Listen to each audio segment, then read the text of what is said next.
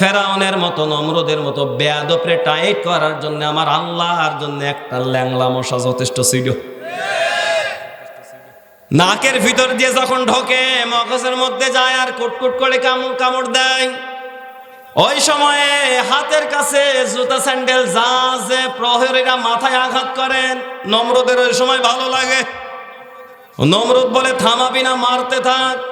যখনই মারা বন্ধ করে তখনই আবার কামড়ার যন্ত্রণা শুরু হয়। নমরুদ বলে যে না, থামা যাবে না, জুতো মারতে থাক। কিছু সময় পরে পেয়াদা ডাক দিয়ে বলে, কর্মচারী ডাক দিয়ে বলে, স্যার হাত লেগে গেছে, আর তো পারি না। বলে তোর বেতন কত? 30,000। আগামী মাস থেকে ডবল করে দিলাম, 60,000 পাবি, জুতো মার। আমার ভাইরা, আল্লাহ যদি কারোর জুতো খাওয়ায়, ক্ষমতার চেয়ারে বসে অনেক সময় টাকা দিয়ে কিনেও খাওয়াতে পারে। নমরুদকে আল্লাহ জুতা খাইয়েছে, তা ওই জুতোর বাড়ি বেতন দিয়ে টাকা দিয়ে কিনে খাওয়া লাগছে। কথা কি বুঝেছেন আমার ভাইরা? যে আল্লাহ ক্ষমতার মসনদ থেকে নমরুদকে জুতার বাড়ি খাইয়েছিল, ওই আল্লাহ এখন আর বুঝি নেই। থাকলে আর এখন আগেকার মতো অত শক্তি নেই। যারা কথা বললেন না দুর্বল হয়ে গেছে আল্লাহ, সে আল্লাহ এখনো আছে। সুতরাং বেশি মাতব্বারি করা যাবে না। কথা বলছে না কেন আমার ভাইরা? এই জন্যে শয়তান ওই দিন বহিষ্কার হয়েছিল জান্নাত থেকে। ওই দিন থেকে শয়তান কিন্তু আমাদের পিছে লেগে আছে। শয়তান ওই দিন আল্লাহর কাছে বলেছিল, রব্বুল আলামিন, এই আদমের জন্য আমি জান্নাত থেকে বের হলাম, মুআল্লিমুল মালায়েকা ফেরেশতার সর্দার থেকে আমি ইবলিস হয়ে গেলাম। আমাকে যতই জান্নাত থেকে বের করে দাও, এই আদমের তেজ না মেরে কিন্তু আমি দম নেব না। আমার ভাইরা, ওই দিনে শয়তান আল্লাহকে ডাক দিয়ে বলেছিল, রব্বুল আলামিন, এত কাল তোমার সেজদা দিয়েছি, গোলামি করেছি, তোমার আইন মেনেছি, তোমার দাসত্ব করেছি, বিনিময়কে আমি তোমার কাছে কিছু পাবো না। আল্লাহ পাক বলেন, কি চাস? ওই দিন সে আল্লাহর কাছে বলেছিল, রব্বুল আলামিন, আমাকে কিয়ামত পর্যন্ত হায়াত দেওয়া লাগবে। কোরআনে কারীম জানিয়েছে, ক্বালা ইন্নাকা মিনাল মুনযিরিন। সঙ্গে সঙ্গে আল্লাহ ডাক দিয়ে বললেন, ঠিক আছে, যা, দিয়ে দিলাম। সুবহানাল্লাহ বলতে পারেন না? সঙ্গে সঙ্গে ইবলিস ডাক দিয়ে বলছে, না, শুধু এতটুকু না, আমার আরো চাওয়া আছে। আমার ছেলেবেলা থাকবে, নাতিপুতি থাকবে, দলবল থাকবে। আমি আদম সন্তানের পিছনে লোক সেট করে করে তাদেরকে আমি শয়তান জাহান্নামের দিকে নিয়ে যাব।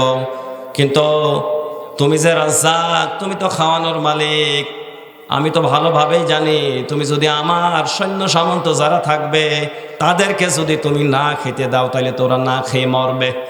সুতরাং আমি শয়তানি করব, এরপরেও তোমার রাজ্জাক নামের ইজ্জতে আমার ছেলেবেলাকে খাওয়ানোর দায়িত্ব আল্লাহ তোমার নেওয়া লাগবে।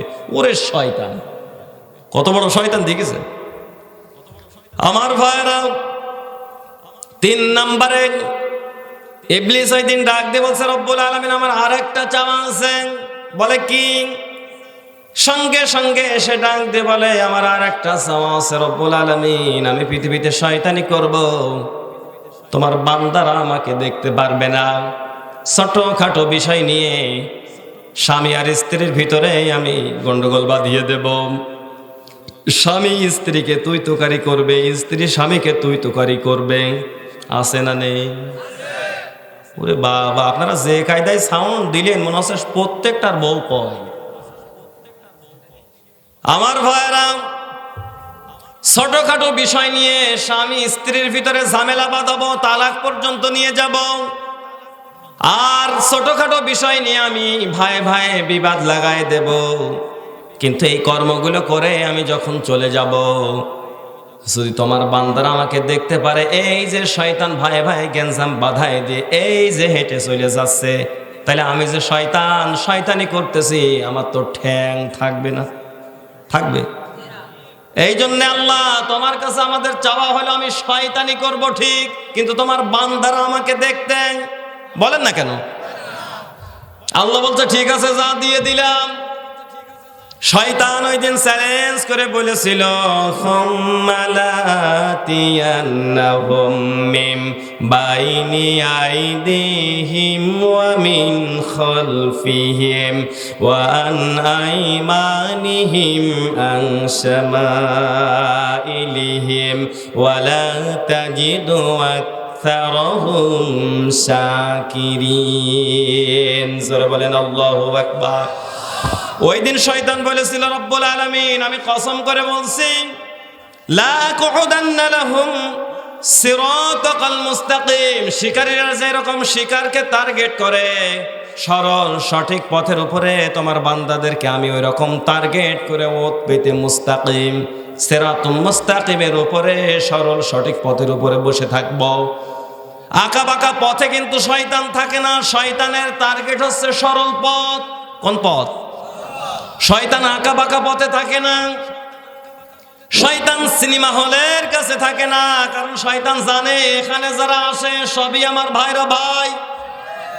শয়তান যাত্রার ওই মঞ্চে ওই প্যান্ডেলে থাকে না, কারণ শয়তান জানে এখানে যারা আছে আমি আর কি শয়তান, ওরা আমার থেকে বড় শয়তান। শয়তান থাকে তাফসির মাহফিলে, শয়তান থাকে মসজিদের গেটে। আসান যখন জমার দিনে হয় শয়তান তখন বলে কেবল 12:30 1:30টায় নামাজ, এত আগে যায় কি করবি, 25-এর সময় গেলেই তো হইল। কথা বলছে না? শয়তানের টার্গেট হচ্ছে সরল পথ, ও মন্দ জায়গায় থাকে না। এখানেও কিন্তু আছে, অনেকের চাবি মরতেছে না, মোটামুটি আলোচক কি আলোচনা করে ভাব তো বোঝাই হয়ে গেল, এখন চলো বাড়ি যায়। আছে নাকি এরকম? ওরে বাবা আমার ভাইরা, শয়তান আপনার পেছনে চাবি মারতেছে। অন্যায় অশ্লীল কাজের মধ্যে দেখবেন মজা বেশি, জান্নাতি কর্মটার মধ্যে কষ্ট বেশি। যত জান্নাতি কর্ম করবেন ওখানে কষ্ট বেশি, আর যত জাহান্নামী কর্ম করবেন ওটার দুনিয়াতে মজা নগদ, কিন্তু এটা পালিশমেন্ট আবার আল্লাহর কাছে বাকি। জান্নাতি কর্মগুলো করবেন তাহাজ্জুদের জন্য, রাতের বেলায় লেপের উষ্ণতাকে উপেক্ষা করে ঠান্ডা পানি দিয়ে আপনি ওযু করবেন, কষ্টটা নগদ, কিন্তু কিয়ামতের দিন এটার পুরস্কার আমার আল্লাহর কাছে বাকি। আমার ভাইরা, এই কারণে অন্যায় কর্মকাণ্ড যত বেশি বড় অন্যায় তার মধ্যে তত মজা বেশি। আপনি সুদ খাবেন মজা আছে, ঘুষ খাবেন তার থেকে বেশি মজা, আপনি ব্যভিচার করবেন তার থেকে বেশি মজা। কথা বলছেন না কেন? অন্যায়ের মাপ যত বড় মজা তত বেশি। আর জান্নাতি কর্মকাণ্ডের মধ্যে শুধু কষ্ট আর কষ্ট। এই জন্যে জান্নাতি কর্মকাণ্ডগুলো করতে আমাদের ভালো হয় না। চাচা যখন মসজিদে নামাজ পড়ে, আমরা আলেম হয়েছি এত সুন্দর করে আমরা পড়ার চেষ্টা করি, আমাদের 1 রাকাত না হতে হতে উনি 5 রাকাত পড়িয়ে মোনাজাত কমপ্লিট করে জুতো পাইতে পারে যাই। এরকম চাচা এলাকায় আছে না? আছে মানে ভরি ভরি। আমি চিন্তা করি, আল্লাহ তুমি কি শর্টকাট জিবরাইলের মাধ্যমে দিয়ে নতুন কোরআন শরীফ নাজিল করেছো? আমরা এত দ্রুত পড়ি, ছোট করে পড়ি, কারণ সর্বনিম্ন 3 আয়াত, বড় আয়াত হলে 1 আয়াত পড়লে 1 রাকাত নামাজ হয়, ঠিক কি না? তা আমরা এত ছোট করে ছোট আয়াত দিয়ে পড়লাম, আমরা পারি না। চাচাদের মুখে ঠিক করে উচ্চারণ হয় না, দুবাইয়ে কুনুত শেখাইতে গেলে পারে তারা বলে যে জিহ্বায় আসে না। তো আমাদের 2 রাকাত নামাজ হতে হতো 5 রাকাত পড়লো কোন কায়দা? অথচ এই চাচা যখন চায়ের দোকানে বসেন, চাচার তখন ধৈর্য দেখে কে?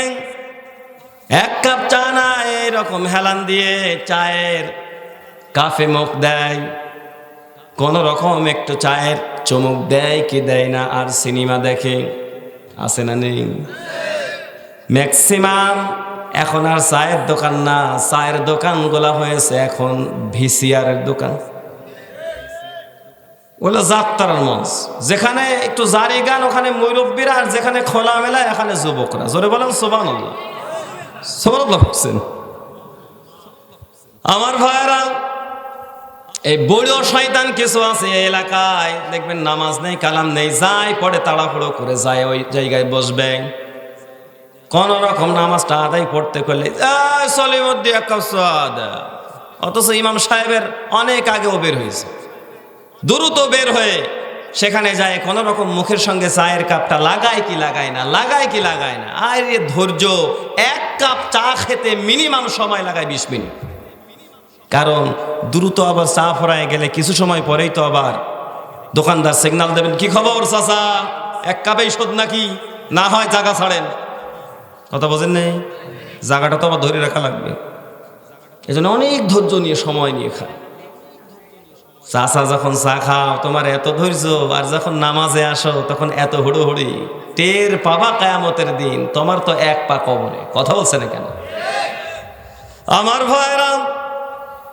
এই জন্য শয়তান খোসায়, যা নামাজ যথেষ্ট হয়েছে, দ্রুত যা, তাড়াতাড়ি যা। তাফসীর মাহফিল শুনে কি হবে, কত মোড়ে মোড়েই তো ওয়াজ হয়। আমার ভাইরা, এই শয়তানের ধোঁকায় যারা পড়ে তারাই কিন্তু তাফসীর মাহফিল থেকে, কোরআন থেকে দূরে থাকে। কথা বলেন ঠিক কিনা? মাইয়ুরিদুল্লাহু বিহি খাইরান ইউফাক্কিহুহু ফিদ্দীন। আল্লাহর নবী বলেন, আল্লাহ যাকে পছন্দ করেন, আল্লাহর যান কল্যাণ চান, শরীয়তের জ্ঞান, দ্বীনের জ্ঞান, কোরআন শোনার মতো মন আল্লাহ বেঁচে তাকে দান করেন। আমার আল্লাহ আপনাদেরকে ভালো চান, এই কারণে কোরআনের মাহফিলে কবুল করেছেন। আল্লাহ যদি ভালো না চাইতেন তাইলে আপনি হয়তো কোনো চায়ের দোকানে বসে আড্ডা দিতেন। কে?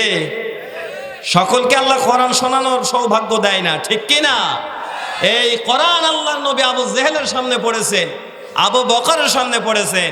এই কোরআনের আলোচনা শোনার পরে আবু বকরের ঈমান বেড়েছে, আর ওইদিকে আবু জেহেল, ওর ঈমান বাড়েনি, ওর শয়তানি বেড়েছে। এই এলাকায় যদি কোনো আবু বকর থাকে ওর ঈমান বাড়বে, আর যদি কোনো আবু জেহেল থাকে। আগামী কালকেই চায়ের দোকানে কোন হুজুর নিয়ে আসছিল, কি বললো কিছুই বুঝলাম না। তুমি তো বুঝবা না, কারণ কোরআন বোঝার জন্য শুধু বাইরের কান না, হৃদয়ের কান দিয়েও কোরআন শোনা লাগে, ঠিক কি না?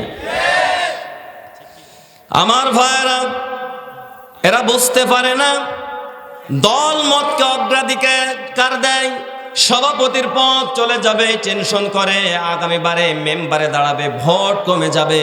এই কারণে এই লোকগুলো তারা তাফসীর মাহফিলে বাধা দেয়।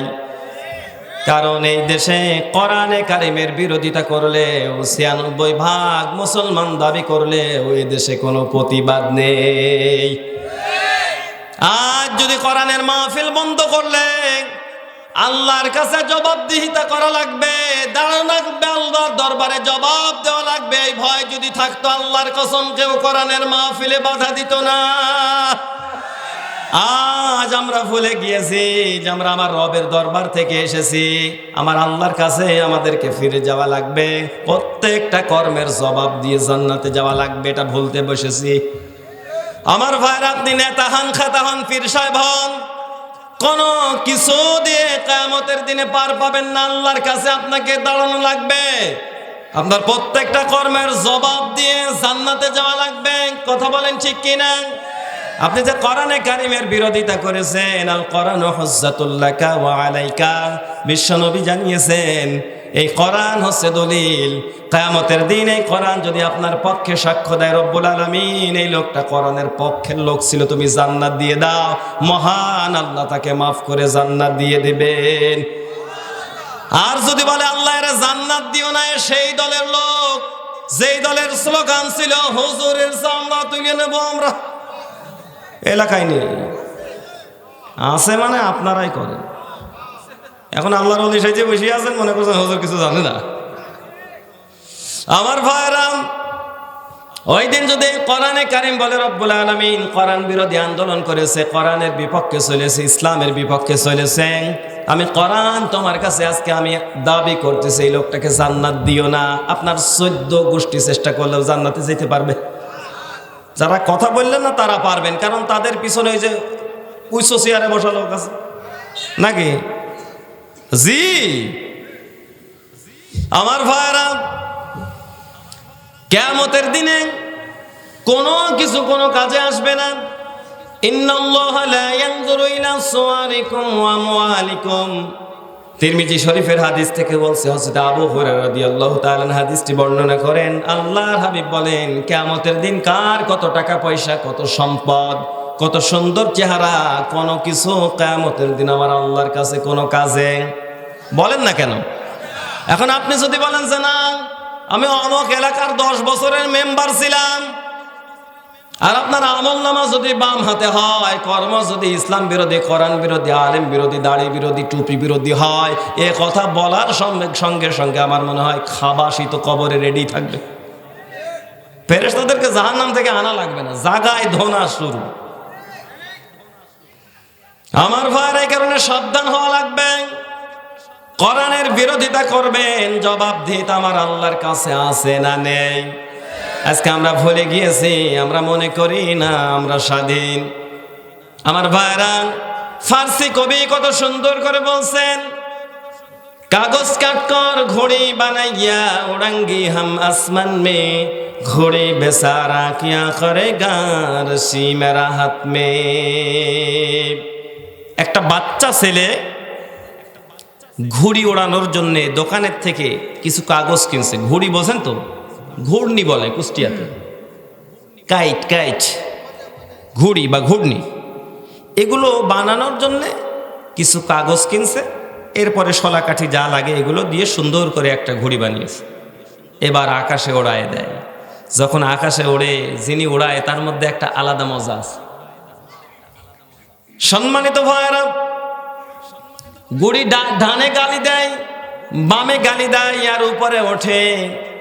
আর বাচ্চা ছেলেটা সেও আস্তে আস্তে করে সুতাটা ঢিল দেয়। ঠিক আছে বাবা, ওঠো, ঠিক আছে, উঠতে থাকো। উঠতে উঠতে এমন একটা পর্যায়ে চলে যায় যে দৃষ্টিসীমার বাইরে ছোট্ট ঘড়ি উপরে একেবারে চোখে মেলে না, এত দূরে চলে যায়। ডাইনে গালি দেয়, বামে গালি দেয়, আপন খুশিতে সে আকাশের বুকে ওড়ে।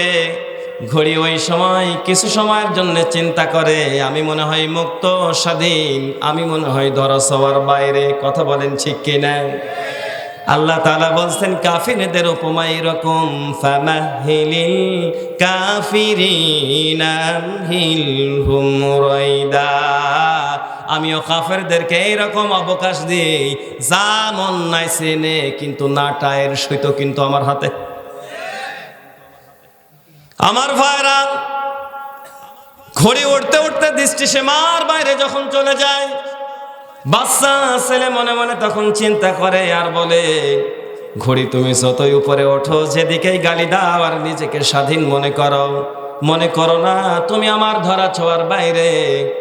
তোমার নাটায়ের সুতা আমার হাতে, আমি যখন টান দেব সব মাতব্বারি ছেড়ে আমার কাছে তোমার ধরা পড়া লাগবে। আমার ভাইরা, আজ আমরা এই কথাটা ভুলে গিয়েছি। আজ আমরা মুক্ত বিহঙ্গের মতো জমিনের বুকে চলাফেরা করতেছি। আমরা মনে করছি জমিন থেকে আমাদের মনে হয় যাওয়া লাগবে না। আপনার দাদা গিয়েছে, বাবা গিয়েছে, আপনিও থাকতে পারবেন না, কারণ আপনার রূহের ওই হায়াতের সুতাটা আমার আল্লাহর কাছে। তিনি যখন টান দিবেন মাতব্বারি ফেলে আপনার কাছে, আল্লাহর কাছে আপনাকে আমাকে যাওয়া লাগবে।